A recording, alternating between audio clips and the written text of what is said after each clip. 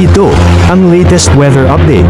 Alamin ang pinakasariwang ulat panahon ngayon dito sa Information TV Educational Channel. Ito ang ating pinakahuling satellite image kung saan meron na tayong dalawang minomonitor na bagyo sa loob at labas ng ating Philippine Area of Responsibility. Una nga, etong si Bagyong Francisco na nasa super typhoon category na nga.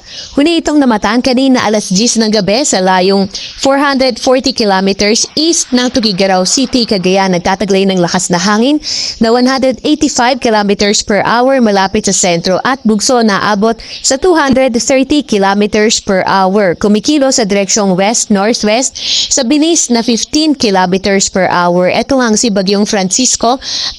Papakita natin yung track sa susunod na slide. Samantalang ito namang tropical depression sa labas ng ating Philippine Area of Responsibility. Ito yung LPA na minomonitor natin nung mga nakaraang araw pa.